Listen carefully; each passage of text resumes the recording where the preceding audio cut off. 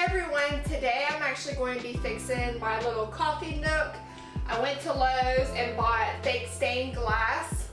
So what I'm going to do is put this onto my little coffee nook so I can hide all of my items that are in here.